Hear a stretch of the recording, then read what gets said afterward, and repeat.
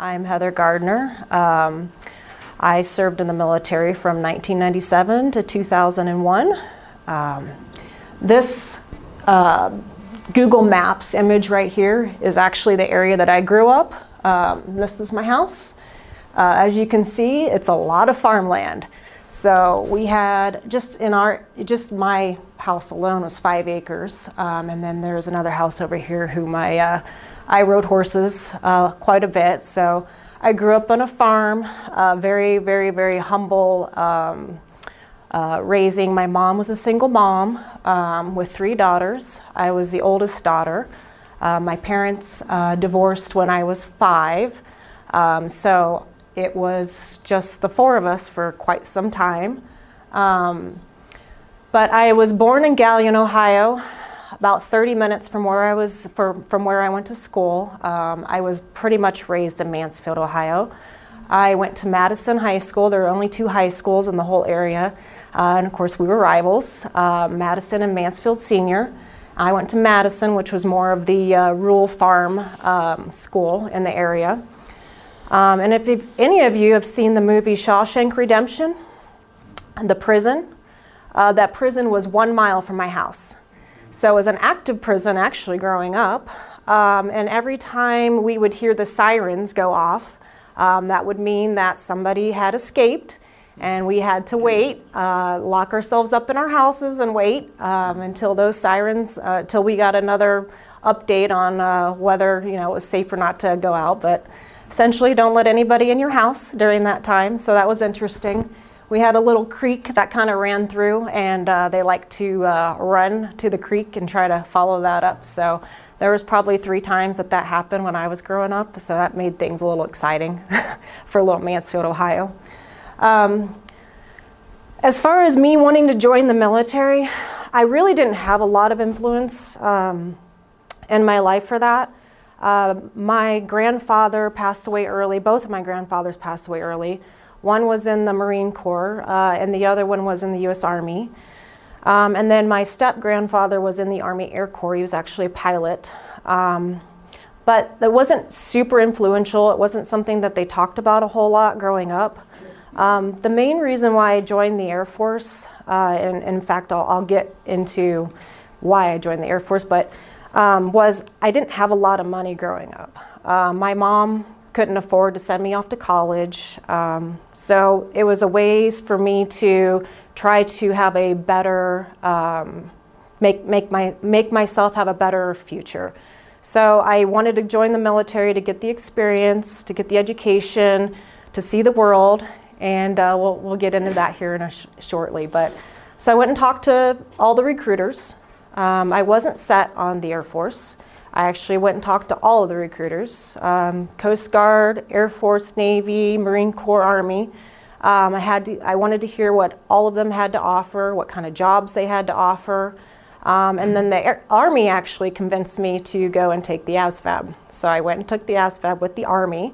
I was considering going into the reserves and being a water treatment tester.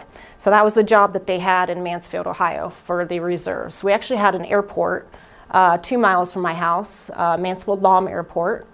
We have a lot of military that come in and out of there.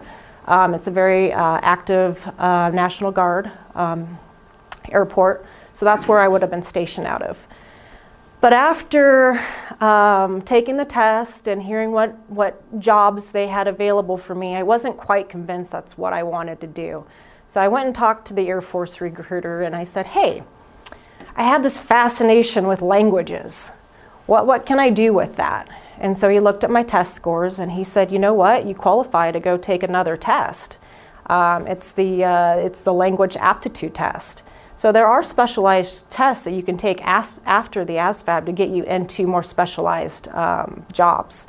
So I went and took the language test, and I had not gotten a lot of encouragement about that. They said it was a really hard test. They said that people who have studied languages all their lives have not even passed the test. So I didn't let that deter me, though. I still went to Columbus, Ohio. I went and took the test. And not only did I pass it, but I got the highest score I could potentially get to take whatever language I wanted. So the recruiter clearly was really excited about that, because if he could get me to go into the military as a linguist, he would get a kickback, he would get a bonus. And so he was on me like white on rice. He was like, yep, we're going to get you in the military, but not only are we going to get you in the military, I'm going to get you excited about being a linguist. And so I was like, okay, well, I can do that. But what language can I take? I only wanted to take Chinese, actually. My whole plan was to go over and to get into international business, and to also have to know Chinese, and I wanted to see the world. And he's like, oh, I'm sure that could happen with your test scores. I'm sure we can make that happen. He's like, I can't guarantee it, but you know what? You go to basic training, then you'll go to your language school, and then they will see your test scores, and they will speak for themselves. And you know, I'm positive you're going to be able to get into whatever language you want. I was like, that sounds fantastic. Sign me up. So I signed up. I was my junior year in high school, and I told the recruiter I want to sign up early because there was an 8-year commitment. And I don't know if that's still the same or not, but it's an 8-year commitment whether you do 4 years active, 4 years inactive, 6 years active, 2 years inactive.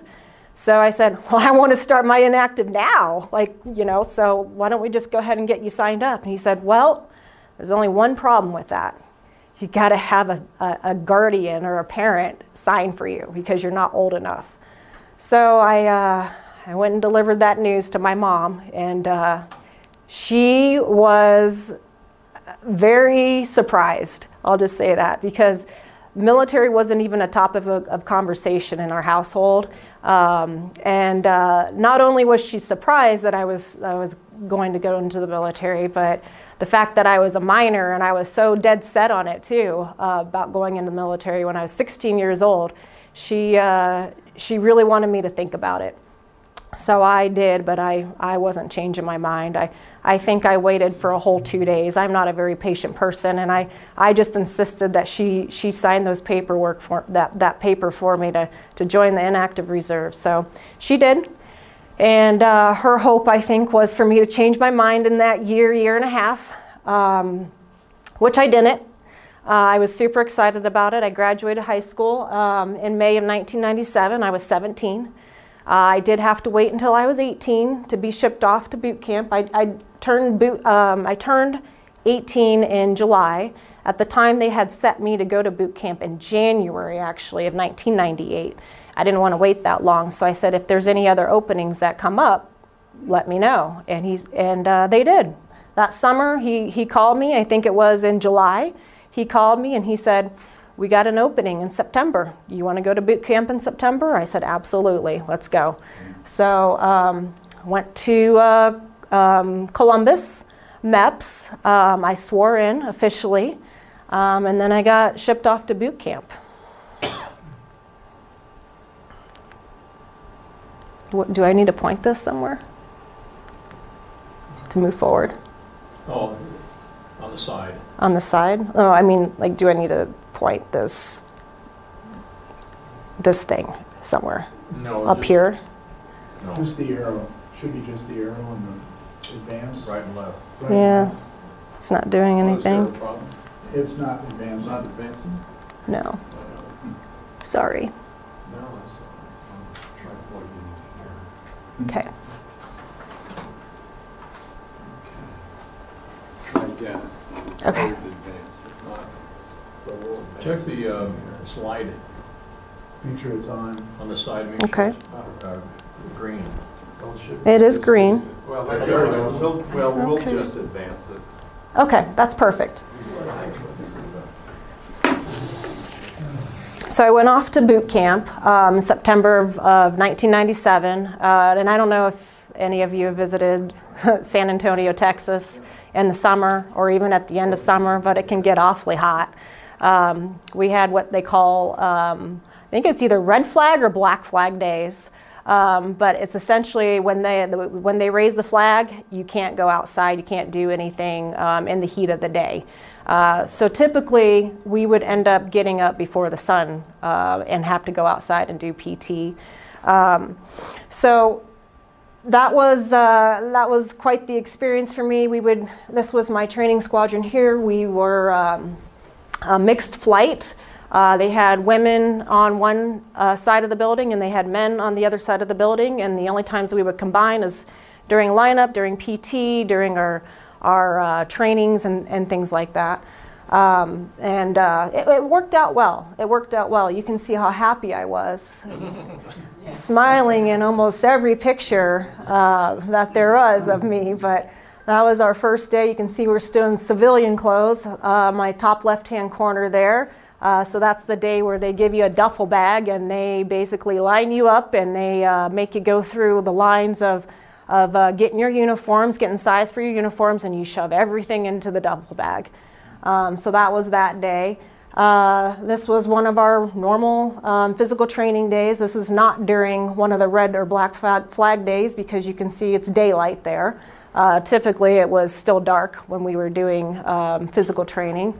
And then these were some of our obstacle courses. I did not really care for that, especially the ones that threaten. I'm not a huge fan of heights, and so having to go across a beam with water underneath you or having to go across the monkey bars with water underneath you is not very exciting for me. So it actually really motivated me not to fall.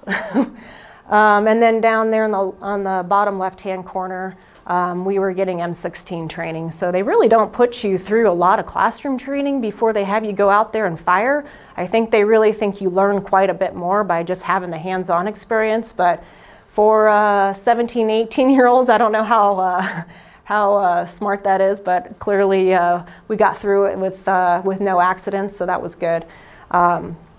So one of the things that they did have me do, since I was a guaranteed linguist, is I had to apply for a top secret clearance while I was in basic training. The reason why they have you do that while you're still in basic training is the process itself takes a long time to get through.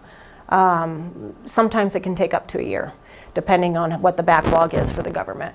So that was very interesting. I had people writing me basic training saying, there's people asking questions about you. Is it okay for us to answer them? And I said, it's fine. They're like, well, what do I tell them about this time that you did this? And I was like, I'll just tell them because they're going to find out anyways. So, it was interesting. You know, like even the folks, I worked at Wendy's my entire high school career. So my Wendy's manager and my Wendy's colleagues, this was like probably the most exciting thing that's ever happened to them in their lives was to have a government official come in and interview, you know, a handful of folks.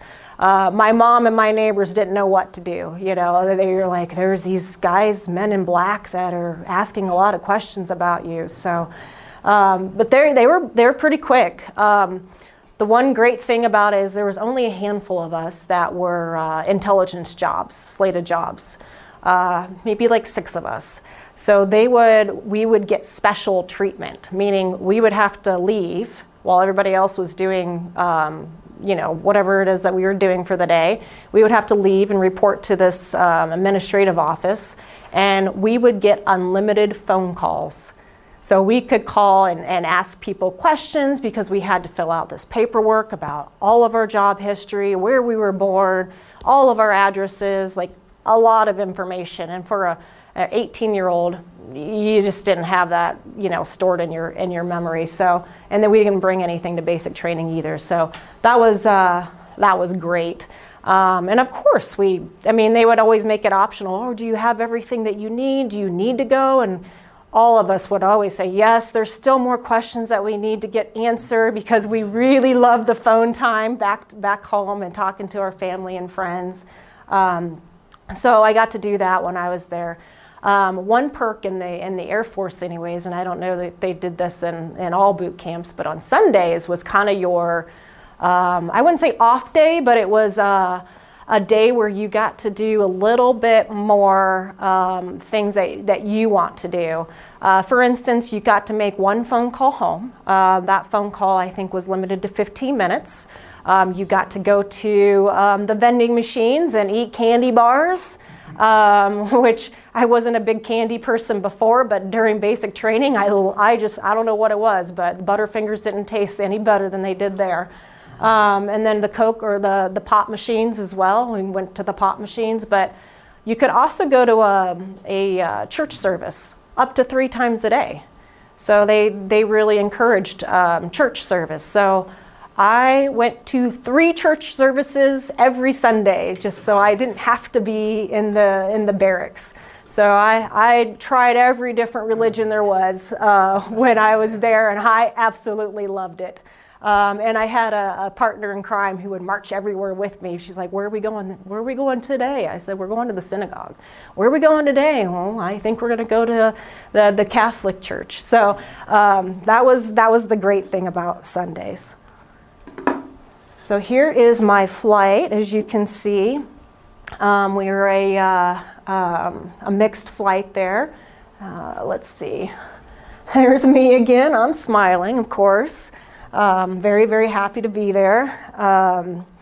So our day-to-day in basic. So Air Force is 6 weeks, but they also have a 0 week. When you get there, they consider that 0 week. So they don't count that, which my recruiter didn't tell me about. So it was actually 7 weeks in basic training, which I can't complain compared to the other branches. I know that they're quite longer in some cases, but so we did. What did we do throughout the days? Physical training. I think this will work. Oh, perfect. Thank you. We had to study an Air Force manual. They would test us every single week on different things within the Air Force, including insignias and ranks and just different military etiquette, history. So there was lots of different things that they would test you on every single week. We did M16 training. We did field training, obstacle courses. We all had flight jobs. The one advice that my Wendy's colleague gave me, because she went into the Air Force Reserve, so she still went through the normal basic training, but she said, do not volunteer for anything. Be invisible. I did not listen. I showed up with blue hair. I was not invisible, and I just raised my hand when they would ask questions, because they would ask it in a very discreet way, you know, as far as the latrine goes. They would say, "Who likes to go fishing?" And you know, people would raise their hand and "Oh, well, good, you're our new latrine queen." And I'm like, "Well, what does that mean?" So that's what she meant when she said, "Be invisible and don't volunteer for anything." And with the blue hair, there's a little story to that. It was just a couple streaks, but it was supposed to be for the summer. It was supposed to be out by September. It wasn't out by September. It had turned to green at this point. And the only way to get it out was to probably cut my hair, and I wasn't willing to do that. So I show up to basic training. They have us all lined up at 2 o'clock in the morning with our suitcases, and they're going around and they're starting the screaming. And they're starting to just, you know, point and make, I wouldn't say make fun, but point out our differences, point out what it is that they're going to try to break you of. And mine was the green bluish hair. And I was so traumatized that night that I found, I think it was scissors in the dorm, and I cut my hair that night. The next day, they came out and they were looking for me. "Where's the girl with the green hair? Where's the girl?" And there wasn't a girl with green hair anymore. So I made it through. So I lots of lessons learned there, but absolutely loved it. I loved getting letters back and forth from my family. I loved getting cookies, but of course, you know, the instructors would always open everything up in front of everybody. They would read letters out in front of everybody, so you would always have to warn your family and friends, do not send anything that could be embarrassing, because they will definitely shine the light of that. So my first tech school that I attended was called the Defense Language Institute. It was in Monterey, California. I was there from about October of 97 to about October of 1999. Beautiful, absolutely gorgeous area to be stuck in.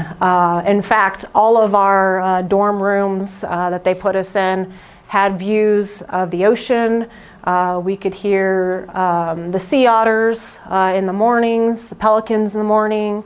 The great thing about the Language Institute is, well, unfortunately, when you're in training, you still have to do PT every single day. So when you have a tech school that's 2 years long, typically a tech school is anywhere from like 6 to 10 weeks. Well, this wasn't a normal tech school. This was a 64-week tech school. And I had to do physical training 3 days a week for those 2 years that I was there, where most people only do physical training up until they move on to their normal duty station.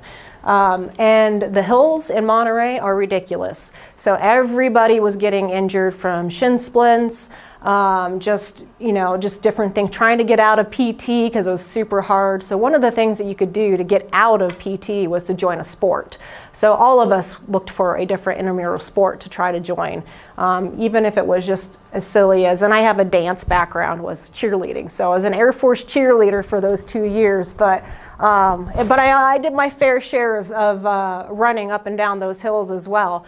But we would go and cheer on the soccer team. We would cheer on the basketball team. We would cheer on the football team. So it was quite a lot of fun. I met a lot of different people that way. But as you can see, in this is my entire class here. We had Marine Corps, we had Army, we had the Air Force, and then we had I know she was Navy because she was one of my closest friends. But so we had quite a few different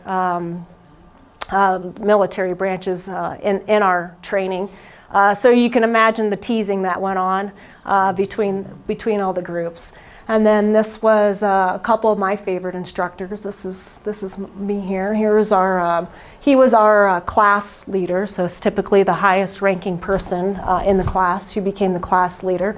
And then we had a couple of, I think it was one was Army in the back who was another class leader. So they taught us both South Korean dialect and North Korean dialect. Specifically, we focused on military terms. These were terms that we would probably hear during our work day.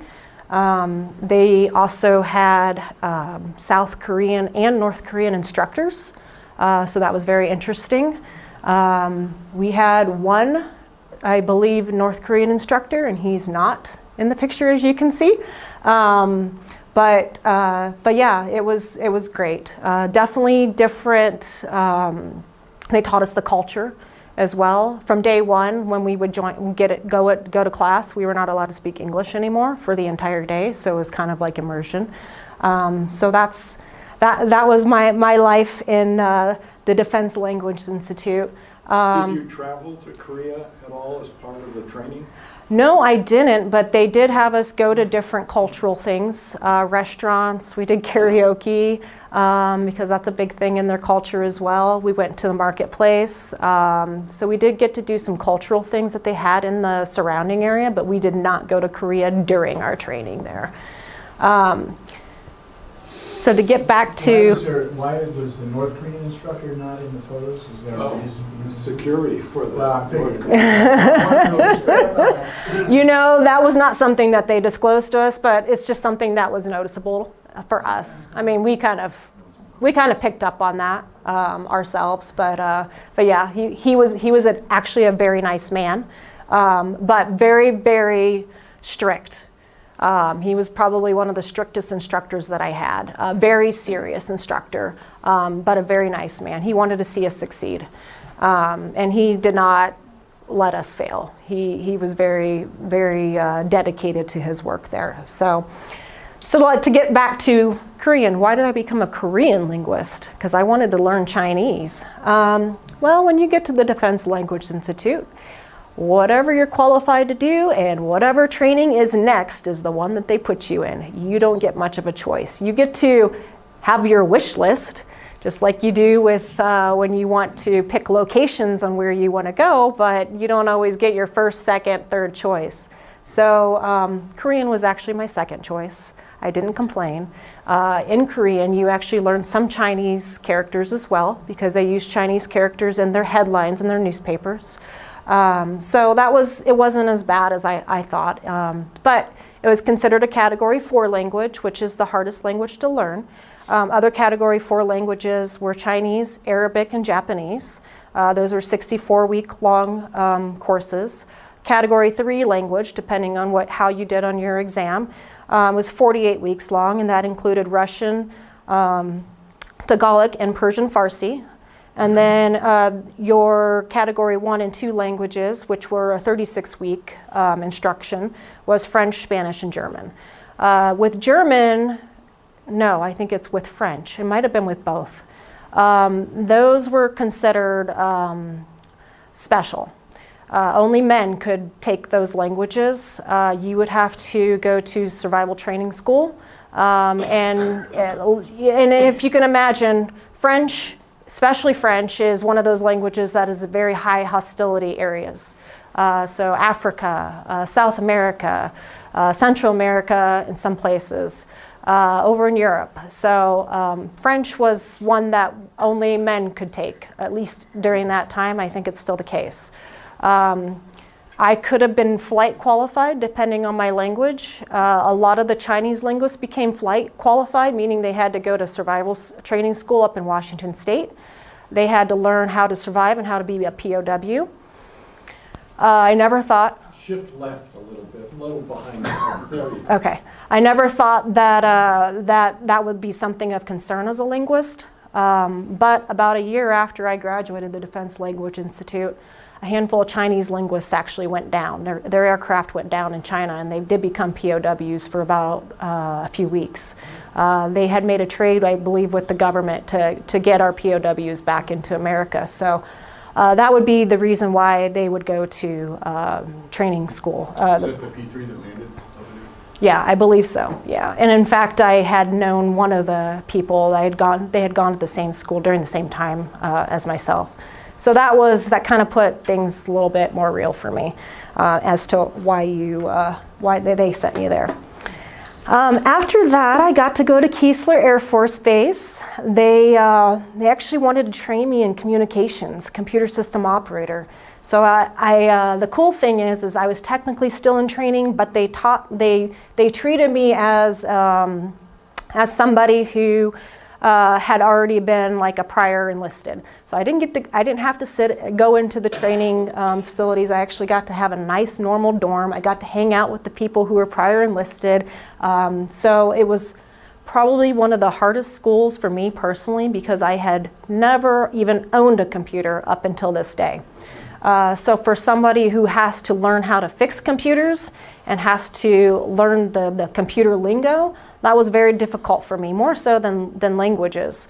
So that was something that I really struggled with, but I overcame that. I held almost nightly training sessions in my dorm, or we would meet somewhere else.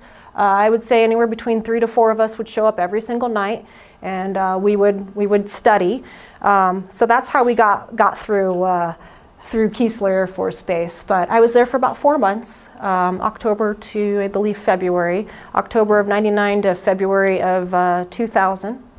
And fortunately for me, I didn't have to experience any of the hurricanes, because it can get kind of nasty down in that area.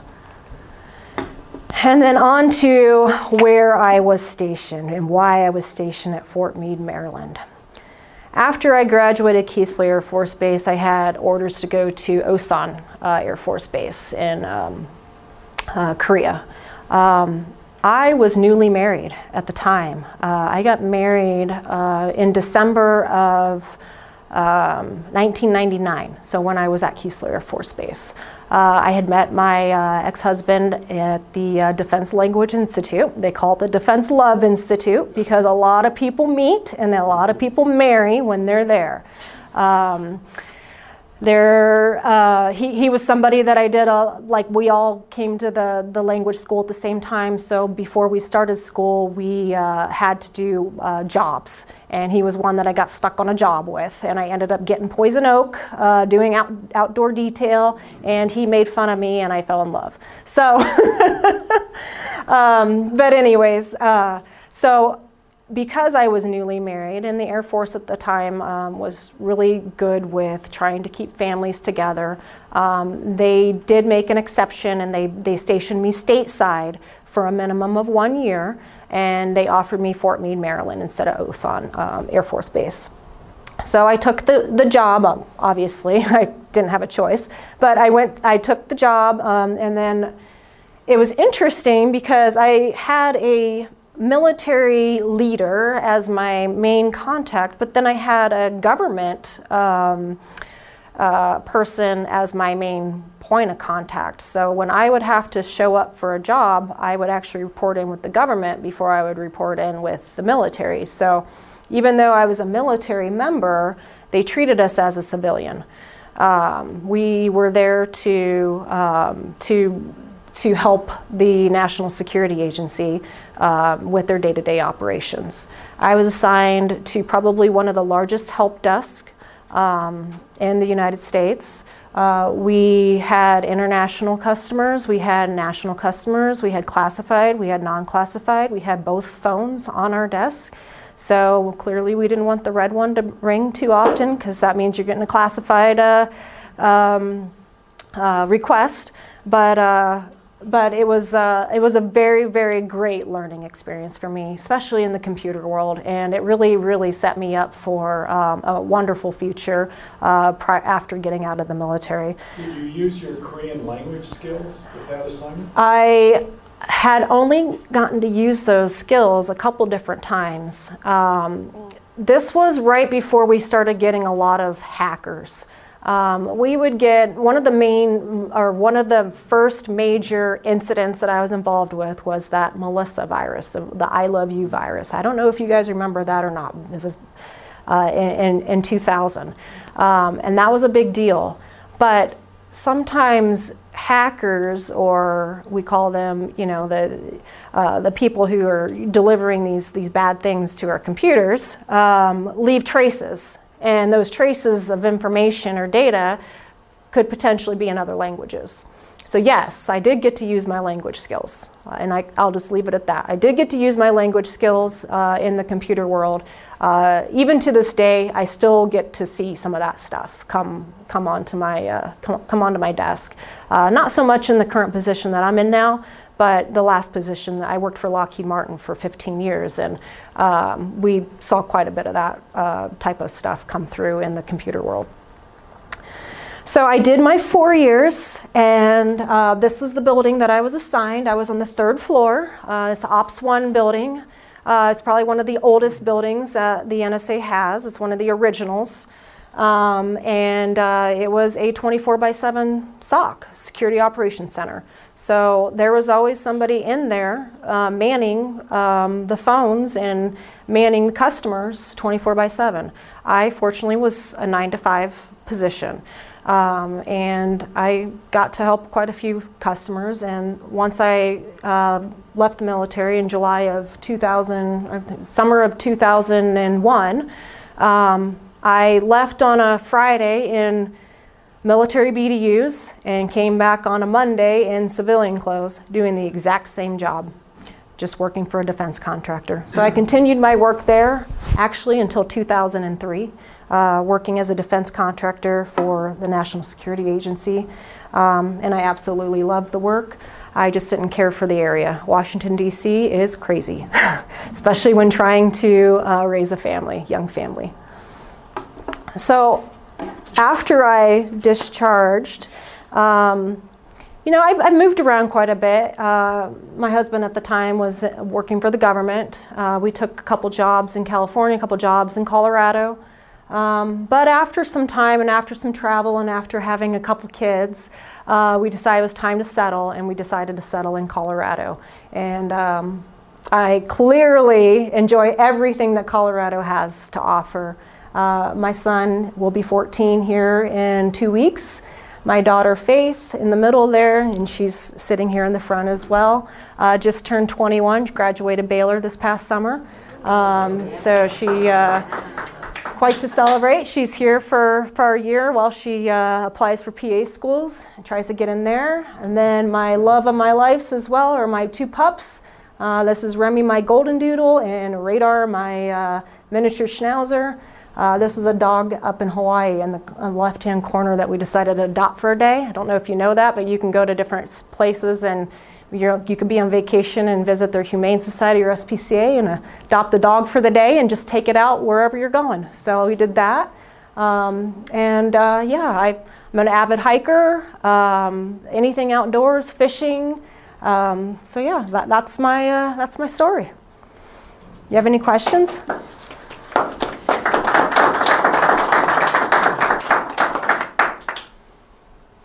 Any questions? You gave a marvelous summary of everything. Well, thank you.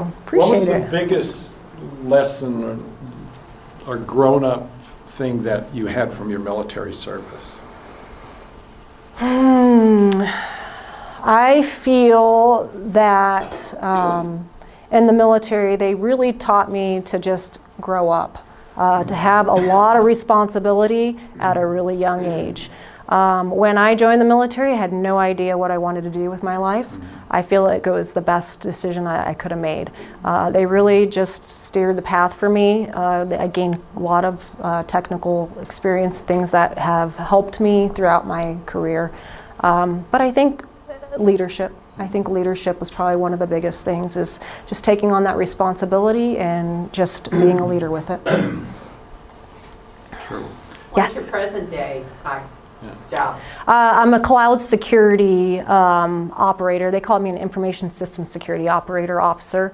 So for Bank of America, my office is downtown Denver. I actually work here with Don, and he'll tell you a little bit more about that. But yeah, cloud security is where my focus is right now, which is kind of the latest and greatest thing. Yes. Did you ever make it to Korea? I did not. I had two more, actually, orders to Korea, another one to Osan, one to Kunsan, which was an army base. And then I actually volunteered for a TDY in Turkey, and all of them ended up getting canceled. So for somebody who wanted to see the world, I got to see Washington, D.C. Well, sometimes with the top secret clearance, Yeah. you end up being restricted in places you can go. Yeah, yeah. And I'm sure that had a little bit to do with it. Yeah, You were obviously in Washington, D.C. during 9/11. I was, yes. So any interesting stories from that? I was 9 months pregnant with my daughter. She was born September 2001. She was born September 29th, but I was due September 14th, so it was going to be close. I was working I was working in the building. I was in the building at the time. I just got off the phone with my husband, and he was at the Pentagon. And he said that he had an interview in the Pentagon that he was going to, and then we hung up the phone, and being in a SOC, they have the news up constantly. It's always on. Well, I saw the first plane crash into the Twin Towers. And then I saw the second plane live crash into the Twin Towers as I was sitting in my office. Well, I tried to call my husband at the time to say, hey, I think there's something I think we're under attack. And this obviously was before the Pentagon got hit. And he said, well, that's weird. And then he turned on the radio and he started hearing about all the stuff. So I decided, since I was 9 months pregnant and closest to the building, they had me parking inside the gate, closest to the building, that I was just going to probably leave early. Well, it took 3 hours to get out. And then I had heard about the Pentagon, and I wasn't able to get a hold of my ex-husband. He had an interview that day. I think I never heard from him. I think it was 6 hours, because all the phone lines were completely tied up. And the reason why we even were able to communicate, to know that each other was okay, is we would call the in-laws in Seattle. So if we called outside of the DC metro area, we could get a hold of them, but then they would have to call us. But you couldn't get a hold of anybody inside the Beltway. So that was kind of our experience. My husband, too, was supposed to be in the Pentagon that day, and his meeting was changed. Yep. Well, his was canceled. And so he actually never went in, but he couldn't get to his car either. They made him yeah. So we picked up our car about a week later, complete debris all over it. Yeah, we just left Yeah. that area not long Yeah, ago. yeah, yeah. So between 9/11 and a lot of the other things that happened during the 4 years that we were there, we decided that Washington, D.C. was not the best place to raise a family, so we kind of moved on after that. You said one of the orders was to go to Turkey? Yes. Do you remember what base? I didn't get to go. I had volunteered for that. I don't remember what, it was an Air Force base in Turkey. But the staff sergeant took it, and I was a senior airman, so they give priority over higher rankings. So we both had, I had volunteered, and they had offered it to the staff sergeant first. And so that's why I didn't get to go. But